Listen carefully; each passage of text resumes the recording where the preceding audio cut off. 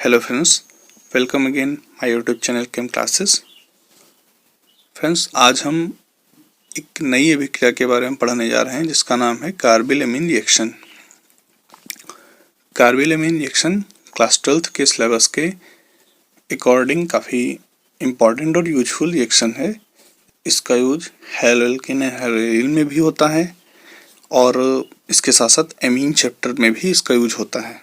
तो इसे आज हम देखेंगे। वीडियो शुरू करने से पहले यदि आपने हमारा चैनल अभी तक सब्सक्राइब नहीं किया है तो चैनल को सब्सक्राइब कर लें और बेल आइकॉन दबा लें ताकि आपको आगे आने वाले वीडियोस की नोटिफिकेशन सबसे पहले मिल जाए। तो ये स्टार्ट करते हैं। Carbyl-amine reaction is an important organic reaction.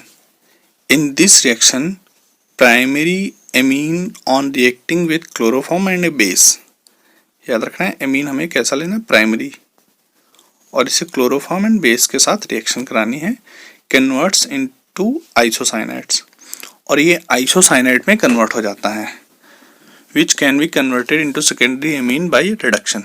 और अगर हम इसी आइसोसाइनाइड का आइसोसाइनाइड N और C होता है, इसका लिंकेज N से होते हैं और C के साथ अटैच होता है और यहाँ हमारा एल्किल ग्रुप या जो भी ग्रुप आता है वो अटैच होता है, और अगर हम इसी का रिडक्शन करा दें तो इससे हमें सेकेंडरी एमीन मिल जाता है। This reaction is also known as Hofmann isocyanide synthesis. इस रिएक्शन का दूसरा नाम होता है हॉफमैन आइसोसाइनाइड सिंथेसिस भी इसे बोलते हैं। तो रिएक्शन देखते हैं। प्राइमरी एलिफेटिक एमीन और एरोमेटिक एमीन, जो हमारी एमीन है वो बस प्राइमरी होनी चाहिए, एलिफेटिक हो या एरोमेटिक हो, is heated with hydroxy base like NaOH, हम उसे एक बेस के साथ गर्म करेंगे, and chloroform. The product will be found as isocyanide, जैसे कि हम कार्बिल-एमीन भी बोलते हैं, और हमें कार्बिल-एमीन के जैसा प्रोडक्ट मिलता है। विच फॉल स्मेलिंग कंपाउंड, ये काफ़ी दुर्गंध युक्त पदार्थ होता है। और इस रिएक्शन देखें तो ये हमारा है एनिलीन। एनिलीन पर ये जो ग्रुप लगा है इसकी वजह से प्राइमरी एमीन है। ग्रुप में नाइट्रोजन में केवल एक साइड पर कार्बन अटैच है, इसलिए प्राइमरी एमीन। इसकी रिएक्शन यहाँ पे बेस और क्लोरोफॉर्म के साथ हुई और इसको हीट किया गया, तो इससे ये दोनों H निकल के उसकी जगह पे कार्बन आ गया। ऐसे याद कर सकते हैं आप, जो यहाँ N तक था वो वैसा ही यहाँ रहेगा, बस 2 H की जगह पर यहाँ पे कार्बन आ जाता है। तो इसे हम आइसोसाइनाइड, और इसे हम एनिलीन, और इसे हम बेंजीन आइसोसाइनाइड बोलते हैं। ऐसे ही अगर हम एलिफेटिक पे रिएक्शन कराएंगे तो RnH2 की जगह पर RnC हमें बनके मिल जाता है। तो रिएक्शन बहुत ही इजी है समझने में भी और करने में भी। अब इसे छोटी सी इसकी मैकेनिज्म होती है जिसे हम आगे देखते हैं।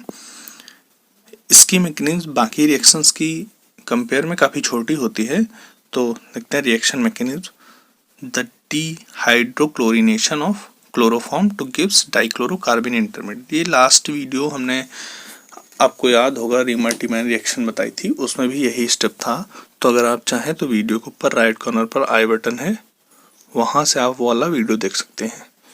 तो उसमें थोड़ा सा डिटेल में हमने बताया है कि ऐसे कैसे होता है, और यहाँ पर हम बताने जा रहे हैं कि ये डाइक्लोरोकार्बन इंटरमीडिएट हमें बनके मिल जाता है। This dichlorocarbene intermediate is very reactive and important for this reaction. It is an electrophile. तो ये सारी बातें हैं। यहाँ पर हम लोग ये एक्वस KOH का यूज करते हैं, जिसकी वजह से हमें K+ और OH- मिल जाता है, और ये OH- हमारा हाइड्रोक्सी बेस का पार्ट है, तो इसका यूज हम यहाँ करते हैं। इस कार्बन पर 3 क्लोरीन अटैच हैं। एक कार्बन और उस पर 3 क्लोरीन होने का मतलब ये है कि इसमें ये बॉन्ड पोलर होगा, ये भी बॉन्ड पोलर होगा, और ये भी बॉन्ड पोलर होगा, जिसकी वजह से इसके ऊपर पार्शियल पॉजिटिव चार्ज होगा, और पार्शियल पॉजिटिव होने की वजह से हमारे हाइड्रोक्सी का ये इसके पास जाएगा, जिसकी वजह से दोनों H2O बना के बाहर हो जाएंगे, और जो ये बॉन्ड टूटेगा तो ये बॉन्ड इस कार्बन के पास जाएगा, जिसकी वजह से हाँ इसके ऊपर निगेटिव चार्ज आ जाएगा। हमें ये स्पेसी बन के मिल जाती है, और इस स्पेसी में क्योंकि निगेटिव चार्ज कार्बन पर है इसलिए ये बॉन्ड टूट के इधर चला जाता है और यहाँ से Cl- बाहर हो जाता है, और हमें डाइक्लोरोकार्बन बन के मिल जाता है। तो इसको डिटेल में समझने के लिए आप पीछे वाला वीडियो भी देख सकते हैं। हम इसको यहाँ पे शॉर्ट में बता रहे हैं। नेक्स्ट स्टेप पे हम जाते हैं सीधे डाइक्लोरोकार्बिन के साथ। The dichlorocarbene attached with the nitrogen of primary amine. ये प्राइमरी एमीन के नाइट्रोजन के साथ अटैच होता है, विच एक्ट्स एज न्यूक्लियोफाइल। अच्छा, अभी हम ये समझेंगे कि प्राइमरी एमीन का नाइट्रोजन न्यूक्लियोफाइल की तरह क्यों होता है।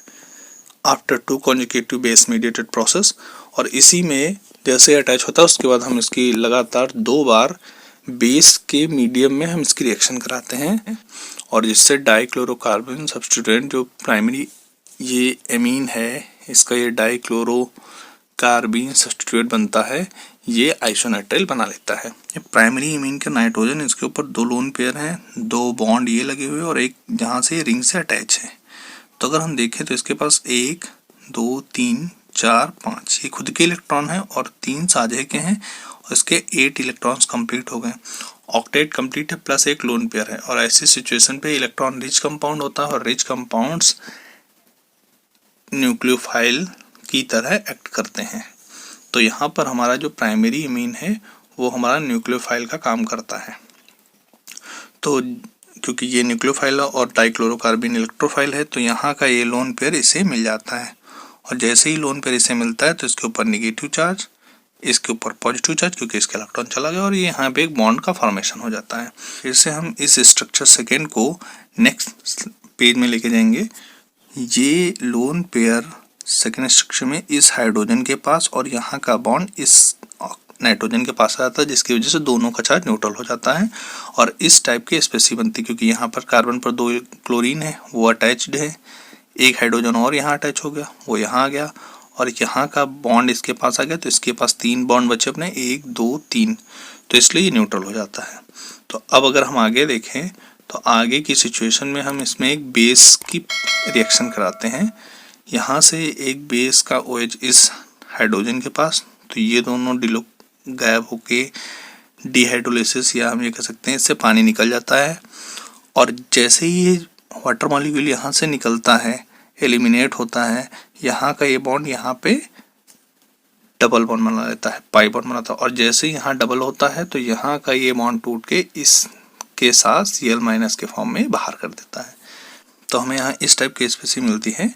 जैसे ये हमारी बेंजीनिंग, तो ये हमारी बेंजीनिंग, इस single bond nitrogen, single bond nitrogen, और नाइट्रोजन के बाद यहाँ पे डबल बॉन्ड का फॉर्मेशन हो गया, तो डबल बॉन्ड, और उसके बाद एक कार्बन, कार्बन, एक क्लोरीन और एक हाइड्रोजन, एक क्लोरीन और एक हाइड्रोजन, सब बन के यहाँ पर हमें मिल जाते हैं।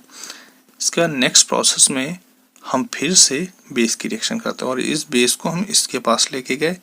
जैसे ही ये लेके गए तो यहाँ से फिर से वाटर का मॉलिक्यूल एलिमिनेट करता है, और वाटर मॉलिक्यूल एलिमिनेट होने के बाद ये बॉन्ड यहाँ पे ट्रिपल बॉन्ड बनाता है, और ट्रिपल बॉन्ड बनते ही यहाँ का बॉन्ड टूट के बाहर हो जाता है, जिसकी वजह से एक Cl- आयन और बाहर हुआ, और यहाँ पर इस टाइप की स्पेसी बनती है।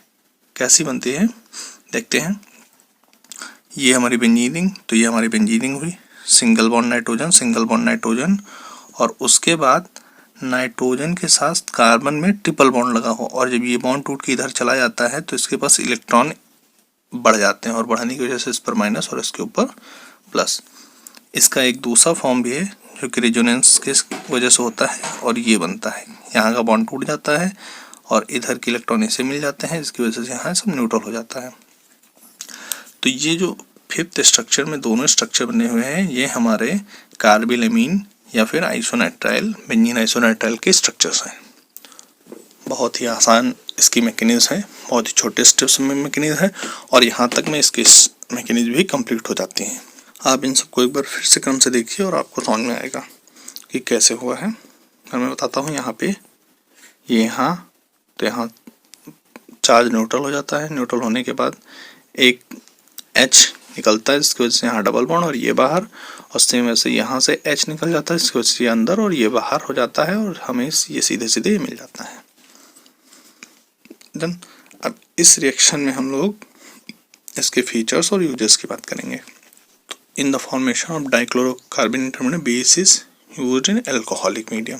ये हमने पीछे रिएक्शन में बताया था कि इसमें बेस जो यूज किया था एल्कोहलिक मीडियम में यूज किया था, और ये डाईफेजिक होता है क्योंकि इसमें 2 फेज होती है, एक बेस की फेज होती है और एक क्लोरोफॉर्म की फेज होती है। The dichlorocarbene intermediate is very important for this reaction. और इस रिएक्शन के लिए एक डाइक्लोरोकार्बन रिएक्शन इंटरमीडिएट काफ़ी इंपॉर्टेंट है। मैकेनिज्म के सारे स्टेप इस पर डिपेंड करते हैं, तो वो भी आपने देखा है पीछे। Carbylamine is effective only for primary. याद रखना है कि ये रिएक्शन केवल और केवल प्राइमरी एमीन ही देते हैं।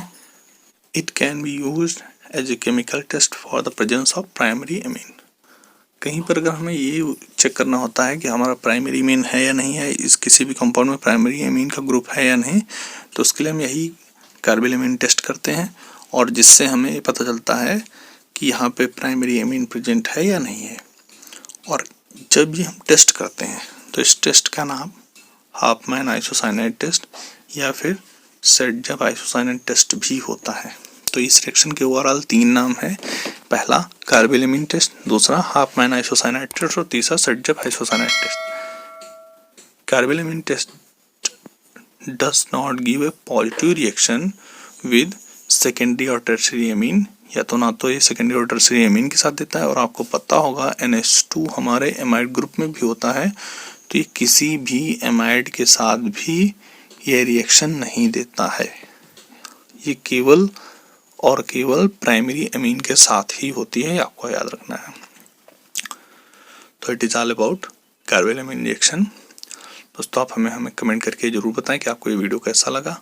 बहुत बहुत धन्यवाद।